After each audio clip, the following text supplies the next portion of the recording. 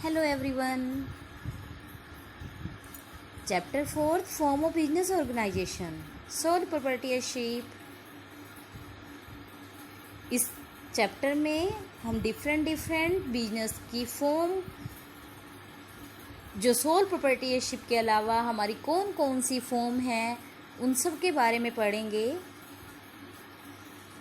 सबसे पहले क्या होता था, ओल्ड टाइम की बात करें तो एंशिएंट टाइम में क्या था, बिजनेस जो है वो स्मॉल स्केल पर किया जाता था। कोई एक पर्सन ही था जो वो कैपिटल लगा रहा है, एक ही पर्सन है जो मैनेज कर रहा है बिजनेस को, और एक ही पर्सन जो था वो सारा प्रॉफिट और लॉस जो है वो सहन करता था, मीन्स वो बियर कर रहा था।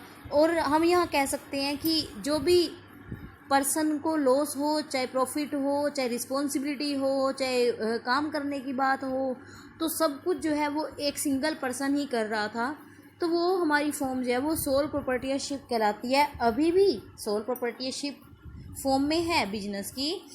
कोई भी छोटे दुकानदार, कोई भी पर्सन आपने देखे होंगे अपने आसपास, जो शॉपकीपर हैं या हमारे पार्लर हैं, या हम कह सकते हैं कि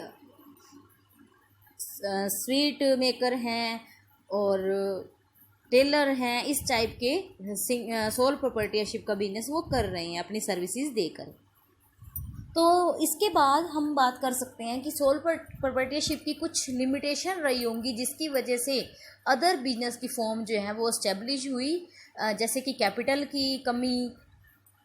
जब पर्सन को ज़्यादा कैपिटल की ज़रूरत है और वो सोल प्रोप्राइटरशिप के पास इतनी कैपिटल नहीं है वो लगा पाए, या फिर कहें कि हम ह्यूमन की जो नीड्स हैं वो बढ़ती गई, दिन प्रतिदिन बढ़ने की वजह से क्या है कि लार्ज स्केल पर बिजनेस करना पड़ गया। और लार्ज स्केल पर बिजनेस करने के लिए क्या है कि हम कह सकते हैं कि partnership companies, joint stock companies, और government sector, private sector, public sector, और डिफरेंट जो है इनकी ऑर्गेनाइजेशंस यहाँ हुए। जॉइंट सेक्टर हम कह सकते हैं। इसके अलावा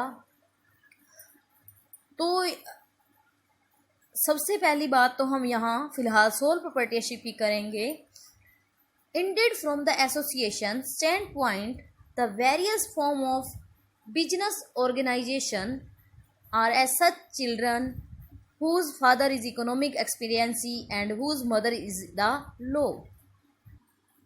L.H. हैने ने बहुत ही अच्छी बात कही है कि जो भी हमारे एसोसिएशन हैं वो वास्तव में जितनी भी बिजनेस ऑर्गेनाइजेशन फॉर्म है वो एक चिल्ड्रन के समान है, एक बच्चे के समान है, जिनका पिता जो है वो फादर इज़ इकोनॉमिक एक्सपीरियंसी, मीन्स उनका जो पिता है वो इकोनॉमिक एक्सपीरियंसी कह सकते हैं हम कि वो प्रॉफिट अर्न करना, इकोनॉमिक एक्टिविटी के लिए वो बिजनेस किए जाते हैं। And whose mother is the law, और हम कह सकते हैं कि जो उसकी माता है, मदर है, वो क्या है, लॉ है, मीन्स जो भी काम करेंगे वो लीगल होने चाहिए।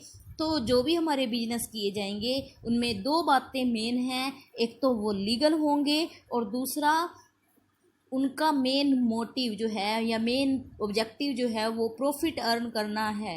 इकोनॉमिक एक्टिविटी हमारी कहलाती हैं ये। Meaning of form of business organization, the form of business organization are related with ownership, and ownership is a legal concept which determine the authority and responsibility of the owner. The authority and responsibility of the owner keep on changing along with the changing form of ownership. Business organization जो है वो जो different इसकी form हैं वो relate करती हैं ownership की वजह से। Ownership is a legal concept, जिसके साथ साथ हम कह सकते हैं कि इसमें हर ओनर की ओनरशिप होने की वजह से ही उसकी अथॉरिटी और रिस्पॉन्सिबिलिटी जो है वो डिटरमाइन होती है। The authority and responsibility of the owner keep on changing along with the changing form of ownership. Authority और रिस्पॉन्सिबिलिटी चेंज होती जाएगी जैसे पर्सन की ओनरशिप जो है, फॉर्म ऑफ ओनरशिप जो है वो चेंज होती गई। अगर हम कहें कि सोल प्रोप्राइटरशिप फॉर्म है तो सोल प्रोप्राइटरशिप पर एक ही पर्सन की रिस्पॉन्सिबिलिटी और अथॉरिटी रहेगी। अगर हम बात करें पार्टनरशिप है तो पार्टनरशिप पर भी क्या है, जितने पार्टनर होंगे उन सब की अथॉरिटी और रिस्पॉन्सिबिलिटी आ जाएगी। इसी तरह कंपनी की बात करें तो शेयर होल्डर होंगे कंपनी में, तो कंपनी में जब शेयर होल्डर होंगे तो शेयर होल्डर में क्या है, वो रिस्पॉन्सिबिलिटी और उनकी जो लॉस प्रॉफिट है वो सब बढ़ जाता है। तो इस तरह से हम कह सकते हैं कि जैसे जैसे बिजनेस की फॉर्म चेंज होती रहेगी, सेम उनकी अथॉरिटी और रिस्पॉन्सिबिलिटी हर की प्रत्येक के अलग अलग होगी।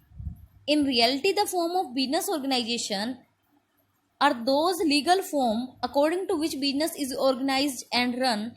Hence the legal form of business organization is called the form of business organization. अगर हम रियलिटी में एक बात करें, बिजनेस ऑर्गेनाइजेशन जो है वो लीगल फॉर्म है, जो भी रन किए जा रहे हैं वो लीगल होंगे। तो हम यहाँ ऐसे भी कह सकते हैं कि जो बिजनेस ऑर्गेनाइजेशन है वो लीगल है, जिसके कारण जो बिजनेस है वो ऑर्गेनाइज्ड हुए हैं और अपना कारोबार जो है वो रन कर पा रहे हैं, चला पा रहे हैं। और legal form of business organization is called the form of business organization. तो यही लीगल फॉर्म ही क्या कही जाती है, बिजनेस की फॉर्म ऑफ ऑर्गेनाइजेशन कही जाती है। In this context, this observation is important. The form of business organization determines its external existence and the other party recognize it through this existence. तो the form of business organization है वो क्या करती है, उसकी एक्सटर्नल एग्जिस्टेंस को determine करती है, और जो बाहर के पार्टीज़ हैं, अदर पार्टीज़ हैं, वो हमारी पहचान उसी एग्जिस्टेंस की वजह से ही करते हैं। नेक्स्ट हमारा पेज है, यहाँ आप देखेंगे form of business organization. Different form जो है बिजनेस ऑर्गेनाइजेशन की दी है। सबसे पहले हमारा है private sector, second public sector and joint sector. Private sector में नॉन इनकॉर्पोरेटेड और इनकॉर्पोरेटेड मींस जिनका रजिस्ट्रेशन कराया गया हो किसी एक्ट के अंडर तो वो इनकॉर्पोरेटेड कहलाएगी। Non incorporated opposite of incorporated means कोई रजिस्ट्रेशन नहीं कराया गया है। तो यहाँ नॉन इनकॉर्पोरेटेड की में sole proprietorship, joint Hindu family business, partnership और जॉइंट वेंचर, ये इसके पॉइंट हैं। सेकंड हमारा इनकॉर्पोरेटेड प्राइवेट सेक्टर में जॉइंट स्टॉक कंपनी और कोऑपरेटिव एंटरप्राइज। ये सारा काम जो है वो प्राइवेटली होगा, मींस प्राइवेट इंडिविजुअल पर्सन और ग्रुप के द्वारा जो है वो किया जाएगा। इसमें गवर्नमेंट का कोई हाथ नहीं होता है।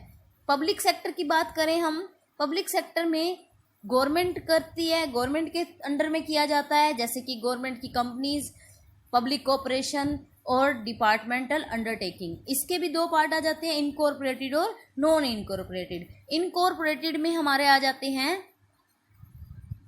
डिपार्टमेंट अंडरटेकिंग, नॉन इनकॉर्पोरेटेड में हमारे आते हैं डिपार्टमेंट अंडरटेकिंग, एंड इनकॉर्पोरेटेड में हमारे आते हैं पब्लिक कॉर्पोरेशन और गवर्नमेंट कंपनीज। और थर्ड पॉइंट हमारा है जॉइंट स्टॉक का। जॉइंट स्टॉक जो पब्लिक और प्राइवेट दोनों को मिलकर बना है। तो यहाँ हम सोल प्रोप्राइटरशिप की बात करें, प्राइवेट सेक्टर के नॉन इनकॉर्पोरेटेड की सोल प्रोप्राइटरशिप की यहाँ बात करेंगे हम। Sole trade is the oldest form of business organization. All the present day form of business organization are the developed form of his system.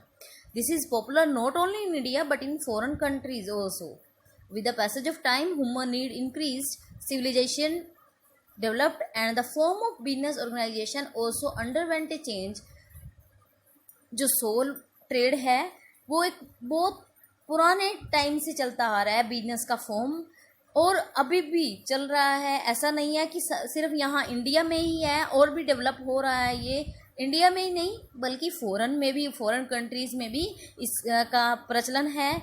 और जैसे जैसे टाइम गुजरता गया हम कह सकते हैं कि पर्सन की नीड जो है वो बढ़ती गई, जिसके लिए पर्सन ज़्यादा डिमांड कर रहा है। डिमांड ज़्यादा होने की वजह से, सिविलाइजेशन के डेवलप्ड होने की वजह से डिफरेंट फॉर्म जो है वो बिजनेस ऑर्गेनाइजेशन की आई। The individual effort change into collective effort which came to known as partnership, जैसे partnership, company. But the sole trade, because of its merit and specialties, is still regarded as the best form of business organization. तो यहाँ हम कह सकते हैं कि आप जब सोल ट्रेड की मेरिट्स, एडवांटेजेस देखेंगे और डीमेरिट देखेंगे, या हम कह सकते हैं कि इतनी ज़्यादा इसके अंदर क्वालिटी है, तो उस वजह से हमारी बिजनेस ऑर्गेनाइजेशन की ये बेस्ट फॉर्म कही जाती है। सबसे मेन बात तो इसकी सीक्रेसी की रहती है। meaning of sole trade or sole proprietorship. Sole trade is that form of business which is established by a single individual. हम बहुत बार कर चुके हैं कि एक अकेला व्यक्ति जब कर रहा है, एस्टेब्लिश कर रहा है, he invests the necessary capital and manage direct himself by using his dignity and he is himself responsible for profit and loss. Means person जो है खुद इन्वेस्ट कर रहा है कैपिटल, खुद मैनेज कर रहा है, खुद डायरेक्ट कर रहा है, उसको चला रहा है और अपनी स्किल या हम कहें कि अपनी चतुरता का यूज़ करके, चातुर्य का यूज़ करके वो अपने बिजनेस को कर रहा है और जो भी प्रॉफिट हुआ या लॉस हुआ उसके लिए वो खुद ही रिस्पॉन्सिबल है। तो ऐसे बिजनेसमैन को हम सोल ट्रेडर कहते हैं और वो जो ट्रेड करता है उसको हम सोल ट्रेड कहते हैं। नेक्स्ट हमारा है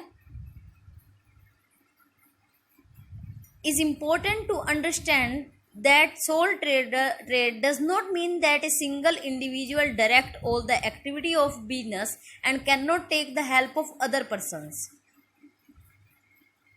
पर्सन जो काम कर रहा है उसका ये मतलब नहीं है कि वो किसी की हेल्प भी नहीं ले सकता है, बिल्कुल हेल्प ले सकता है। वो अपने सेलमैन या कोई भी पर्सन एम्प्लॉय जो है वो रख सकता है। This concept of business organization only point toward his ownership. लेकिन यहाँ बात जो है वो सिर्फ ओनरशिप की कही है कि पर्सन जो पैसा लगा रहा है, जो काम कर रहा है, जो मैनेज कर रहा है, मेन डिसीजन ले रहा है, वो खुद ही लेता है। Hence, a sole trader can take the help of other person in his business, appoint employee, but the final responsibility lie on the sole trader alone. तो यहाँ हम बात कर रहे हैं कि वो पर्सन रख सकता है, कोई भी एम्प्लॉय जो है वो रख सकता है। जब पर्सन एम्प्लॉयज़ रख रहा है तो क्या होगा कि जो भी काम उस एम्प्लॉय के द्वारा किया गया हो, चाहे उसने सही काम किया चाहे गलत काम किया, लेकिन उसके लिए रिस्पॉन्सिबल कौन होगा? वो खुद होगा, चाहे प्रॉफिट हो चाहे लॉस हो। वो पर्सन तो अपनी सैलरी लेगा, चाहे पर्सन को लॉस हो तो भी लेगा और प्रॉफिट हो तो भी लेगा। The other major thing is related to capital. In the sole trade, the capital is invested by one individual, which means that nobody else can be partner in the capital, but there is no bar in getting the necessary finance in the form of loan from other people. यहाँ person की बात है कि वो capital जो है वो खुद लगाएगा, लेकिन ये बात नहीं है कि उसको ज़रूरत पड़े तो वो किसी से लोन नहीं ले सकता, बिल्कुल लोन ले सकता है।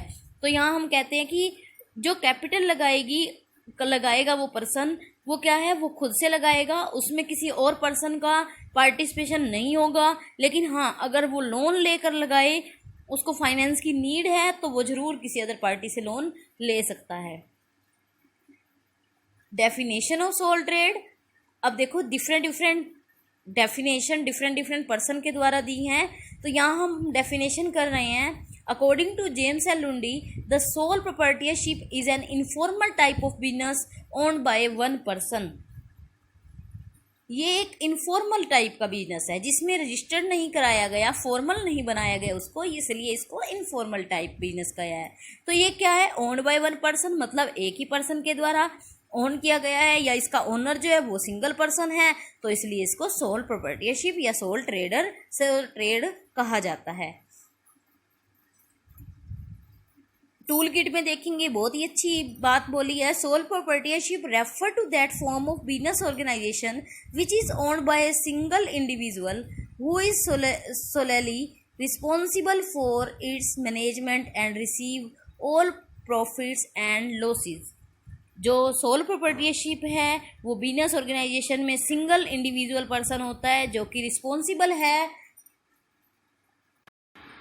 जो हमारा पर्सन है वो खुद रिस्पॉन्सिबल होगा, खुद मैनेज करेगा और सारे प्रॉफिट और लॉस जो है वो खुद रिसीव करेगा। फर्स्ट हमारा फीचर है, इसमें फीचर ऑफ करेक्टरिस्टिक हम कर रहे हैं। फर्स्ट हमारा फीचर है इंडिविजुअल ओनरशिप।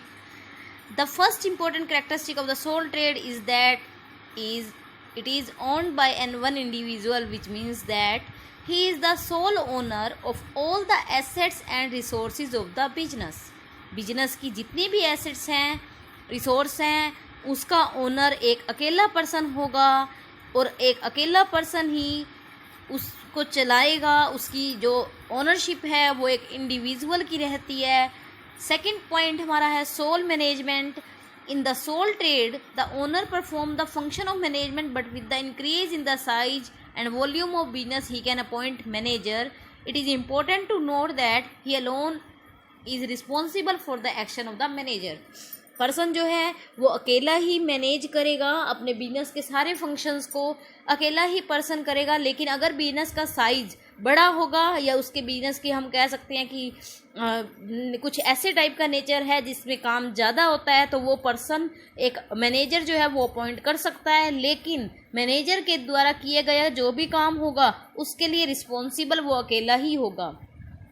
थर्ड हमारा पॉइंट है unlimited liability. The liability of the soul trader can be more than the capital invested.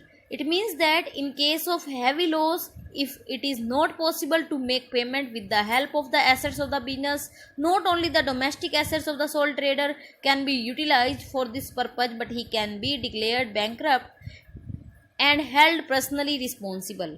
Unlimited liability means person की liability जो होगी वो क्या है, अनलिमिटेड रहेगी। मतलब जो बिजनेस है सिर्फ उसकी लाइबिलिटी वहाँ तक ही नहीं रहेगी, बिजनेस की कोई भी अगर उसको लॉस हो जाता है, हैवी लॉस हो जाता है, तो उसकी खुद की बिजनेस की एसेट्स को सेल करने के बाद भी अगर वो लाइबिलिटी पे नहीं की हो पाती है या उसका जो लॉस है वो कवर नहीं हो पाता है, तो उसकी पर्सनल, उसकी डोमेस्टिक होम की एसेट्स जो है उसको भी यूटिलाइज किया जा सकता है। अगर वो भी सफिशेंट नहीं होती है उसको पे करने में, तो हम कह सकते हैं कि पर्सन के को बैंकरप्ट या हम कह सकते हैं जो इंसॉल्वेंट है वो डिक्लेयर किया जा सकता है। तो वो पर्सन ही रिस्पॉन्सिबल होगा इन सारी लाइबिलिटीज़ के लिए। फोर्थ हमारा पॉइंट है freedom in selection of business. A sole trader can select any trade as per to his will.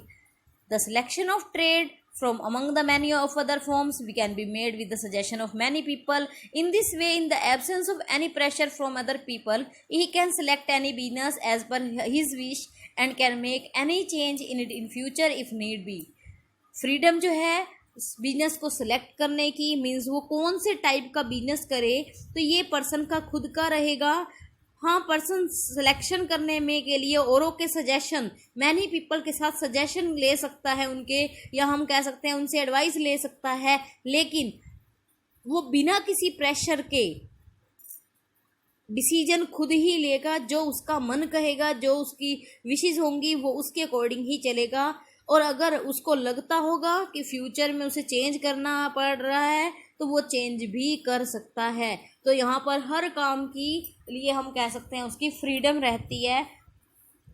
Fifth point हमारा है सीक्रेसी। सीक्रेसी मीन्स सीक्रेट रहना, मीन्स जो भी बातें हैं उसको वो सीक्रेट रहेंगी। There is another specialty of sole trade which is not found in other form of business organization. ये स्पेशलिटी हम कह सकते हैं सोल ट्रेड की कि जो इस ट्रेड में है वो किसी और ट्रेड में नहीं है। The information about all the important matter concerning the business rest only with the owner and no outside party can take any undue advantage out of it.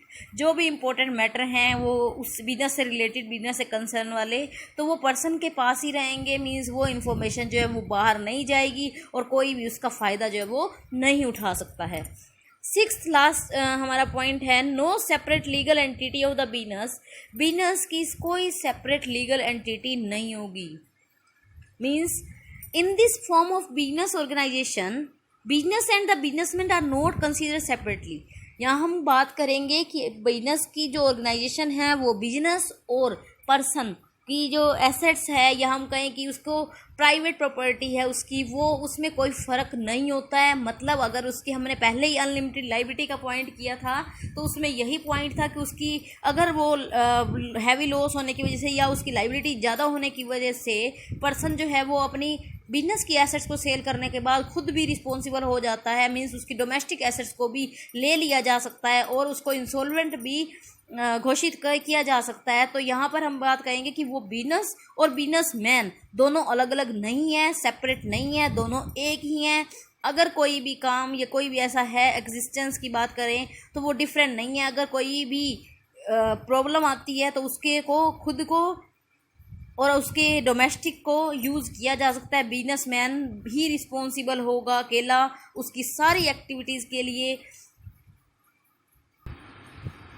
He alone will be responsible for the all trade activity, not the trade itself. खाली trade उसके लिए responsible नहीं है, वो खुद भी responsible कहा जाएगा हर काम के लिए जो भी वो करता है बिजनेस में। नेक्स्ट हमारा पॉइंट है 7th point, undivided risk. The profit and loss of the sole trade are related to the owner. He enjoy all gains and bear all losses. जो भी प्रॉफिट होंगे, जो भी लॉस होंगे, वो उसका ओनर से रिलेटेड होंगे और वो अकेला ही उसको इंजॉय करेगा, चाहे वो लॉस हो चाहे वो गेन हो, मीन्स बियर करेगा लॉसेस और इंजॉय करेगा all gains. 8th point, suitable for some special form of business. Some special trades which require individual attention and service can only be started as sole trade. For example, in agriculture, the job of stitching, sweet making, bakery, beauty parlour etcetera, the individual service are more important. तो यहाँ तो बात मैंने पहले ही बोली थी आपको कि ये कुछ स्पेशल फॉर्म हैं जिनके लिए ये सूटेबल रहता है, जैसे कि पार्लर का काम है, पर्सन खुद पार्लर का चला रहा है, मीन्स उसकी वजह से ही मेन काम चल रहा है, तो वहाँ सोल प्रोप्राइटरशिप आता है। टेलर है, बुटीक हो गए, या बेकरी का है, या हम कह सकते हैं कि हलवाई हो गए। तो ये सारे कामों के लिए जो है एक सिंगल पर्सन ही करता है, क्योंकि वो उसकी वजह से वो काम होता है, क्योंकि वो सर्विसेज वो देना जानता है। तो individual service are more important in this case then we can say कि सूटेबल है सिर्फ उन्हीं कुछ स्पेशल फॉर्म ऑफ बिजनेस के लिए जहाँ पर्सन की खुद की दी हुई सर्विस जो है वो काम आ रही है। सेकंड हमारा इसके बाद आता है advantages of sole trade. Advantage में फर्स्ट पॉइंट जो है हम कह सकते हैं कि जब एक अकेला पर्सन काम कर रहा है तो अकेले पर्सन को ही डिसीजन लेने हैं। तो फर्स्ट हमारा पॉइंट है क्विक डिसीजन, मींस अगर पर्सन को दिख रहा है कि कोई चीज़ का या कोई भी बेनिफिट और कोई भी अपॉर्चुनिटी उसके सामने है तो उसको कैसे ही उसका फ़ायदा उठा सकते हैं, तो उसका खुद का डिसीजन होगा, वो जल्दी से उसका डिसीजन ले सकता है, क्विक डिसीजन रहेगा, कोई डिसीजन लेने में देरी जो है नहीं होती है। अदर फॉर्म में इसमें देरी रहती है।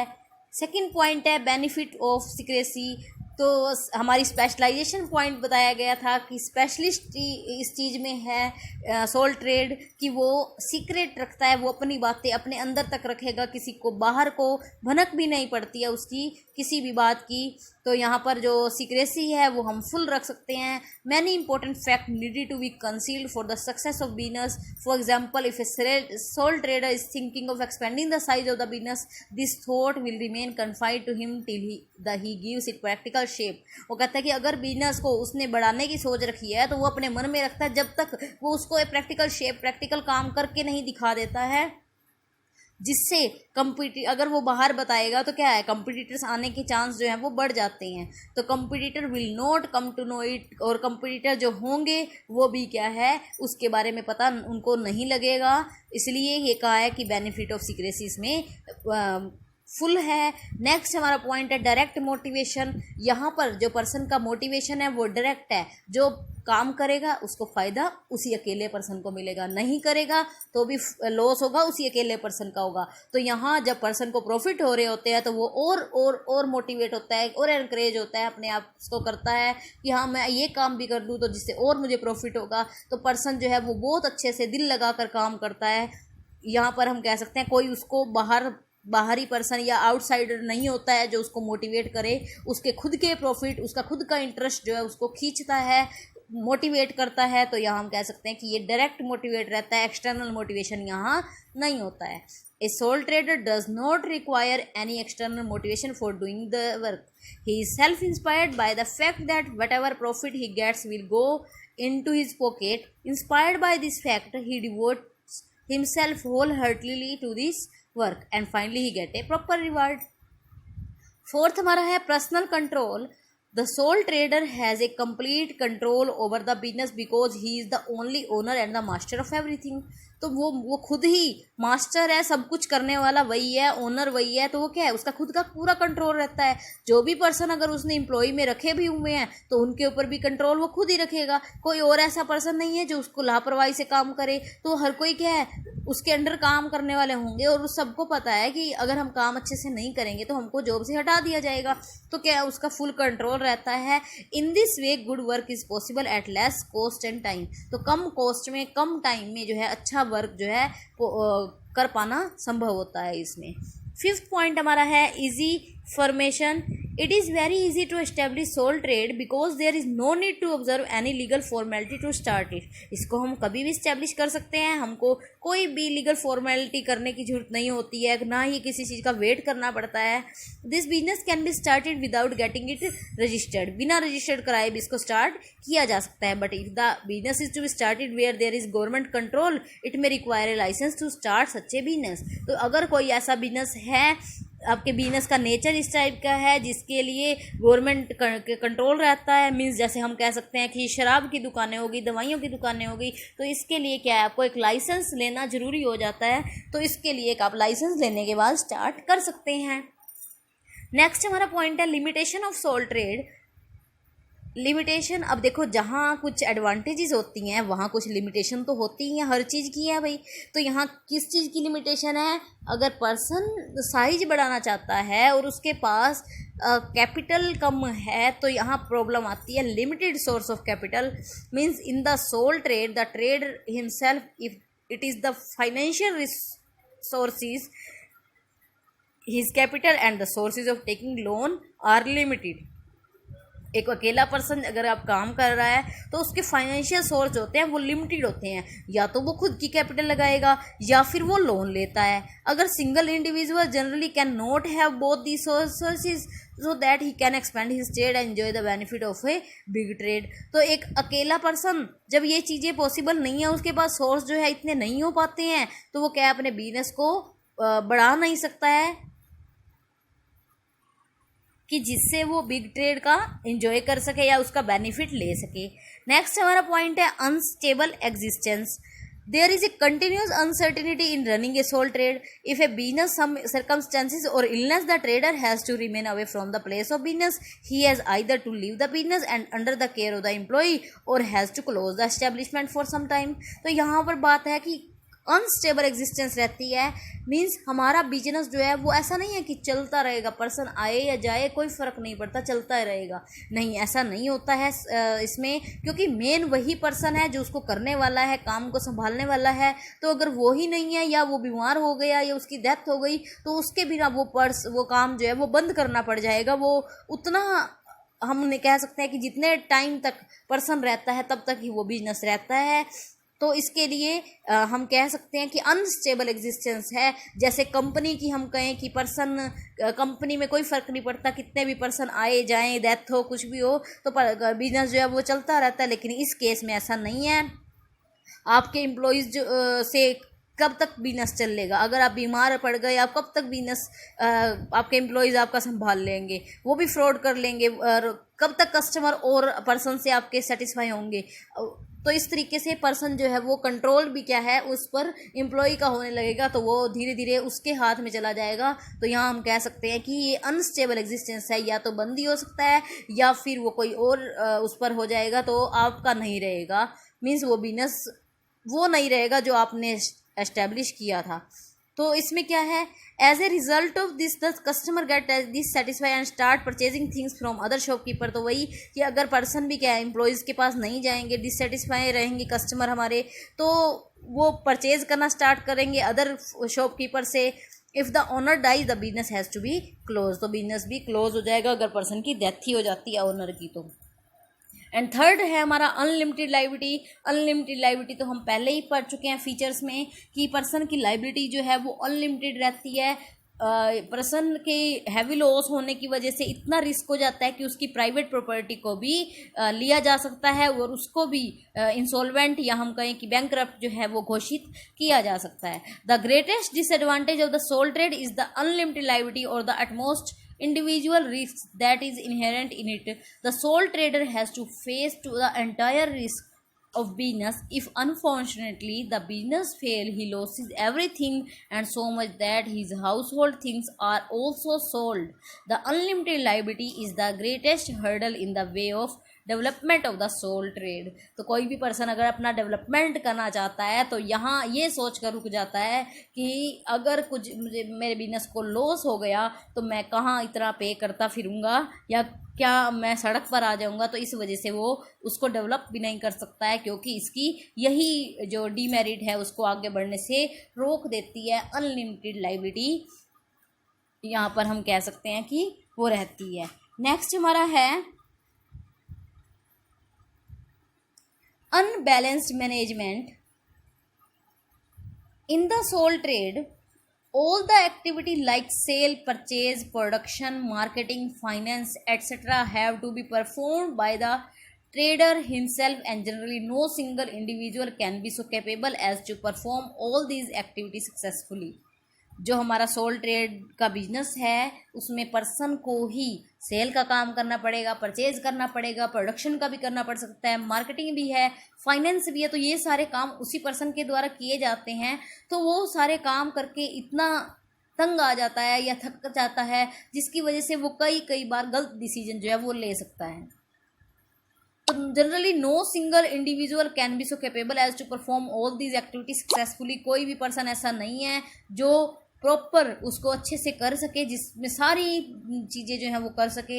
ही has to face many managerial and other problem and as a result of this his decision get imbalance. इसकी वजह से उसके डिसीजन जो है वो इम्बैलेंस हो जाते हैं, कभी कभी गलत डिसीजन भी लिए जा सकते हैं। On the other hand because of limited financial resources the point of a manager on salary can not be made. तो यहाँ पर अगर हम कहें कि पर्सन रख ले, अगर उसको ज़्यादा काम हो रहा है तो वो अलग अलग टाइप का काम करने से बच सकता है, जिससे बैलेंस डिसीजन हो सकता है, या हम कहें कि बैलेंस्ड रहेगा मैनेजमेंट में। तो यहाँ पर ये चीज़ भी है कि अगर पर्सन काम करता है तो उसके रिसोर्सेज, फाइनेंशियल रिसोर्सेज लिमिटेड ही होती हैं। वो खुद क्या कमाए, और पर्सन जो सैलरी देनी पड़ती है वो भी हैवी देनी पड़ेगी, जिसकी वजह से उसको कम प्रॉफिट होंगे। तो वो नहीं चाहता कि वो औरों से काम ले या सैलरी दे, तो यहाँ पर उसको ये प्रॉब्लम जो है वो सहन करनी पड़ती हैं। तो this form of business organization remain deprived of the advantage of managerial service. All this advantage are the obstacle in the development of sole trade in spite of all these. लेकिन हम यहाँ ये कह सकते हैं कि जो पर्सन है वो मैनेजरियल सर्विसेज नहीं ले सकता है, उसका एडवांटेज नहीं ले सकता है। लेकिन फिर भी ये सभी डिसएडवांटेज के होते हुए, लेकिन इसकी अगर हम एडवांटेजेस देखें तो एडवांटेजेस जो हैं वो बहुत ज़्यादा है, जिसकी वजह से हम इसको कम जो हैं वो नहीं सोच सकते, कम नहीं मान सकते। तो सोल प्रोपर्टीशिप जो है एक बेस्ट फॉर्म है, चाहे उसका सीक्रेसी का पॉइंट है, चाहे हमारा क्विक डिसीजन की बात है, या डायरेक्ट मोटिवेशन की बात है, या पर्सनल कंट्रोल की बात है, तो यहाँ पर हमारा जो है फॉर्मेशन की बात है। तो इन सारी एडवांटेजेस की वजह से या मेरिट्स की वजह से हमारा बिजनेस जो है फॉर्म ये बहुत ही अच्छी फॉर्म है और इजी एस्टेब्लिश हो जाता है। तो यहाँ हम ये चैप्टर कंप्लीट करते हैं। नेक्स्ट चैप्टर के साथ फिर हम नेक्स्ट वीडियो में मिलेंगे। Thank you, bye bye.